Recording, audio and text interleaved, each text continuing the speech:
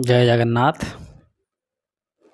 आज आश्विन मास 14 दिन सेप्टेम्बर 30 तारीख सोमवार।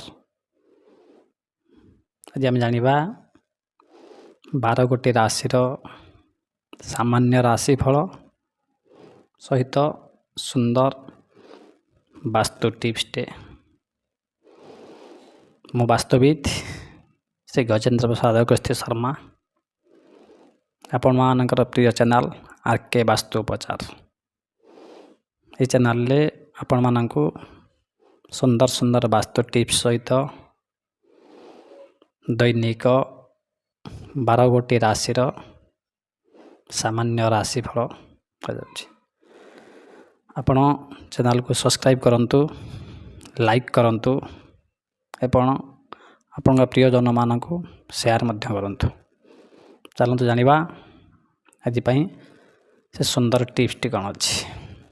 यदि कौनसी व्यक्ति अकारणे भय करुथाए बा कौनसी कारण न थाई दुश्चिंतार थाए, से व्यक्ति पई एटा गोटे अमुक अस्त्र।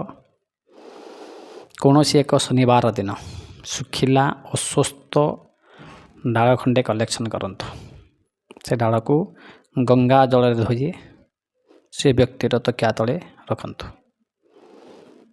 क्रमशः 21 दिन रु 3 मास भितर से व्यक्तिर अजथा भय दूरीभूत हेब। चलतु जानिबा आज द्वादश राशि रे सामान्य राशिफल। प्रथमतः मेष राशि।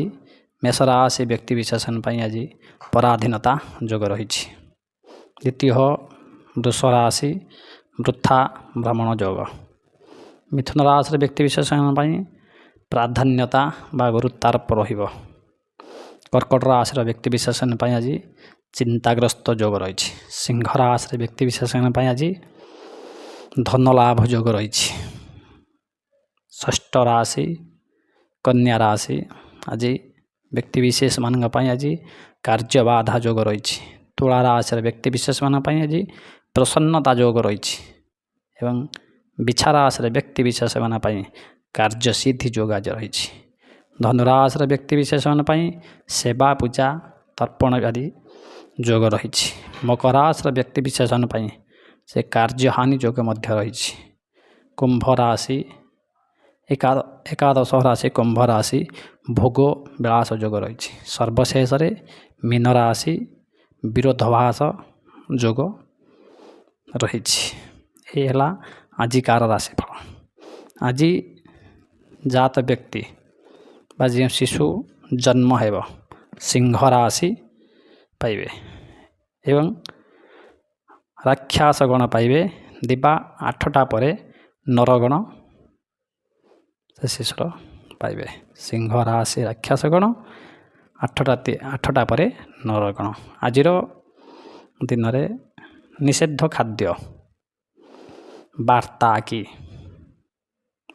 कौन ना बैगण आज खाइबा निषेध एवं बिरी मध्य भोजन करने आज दिन निषेध।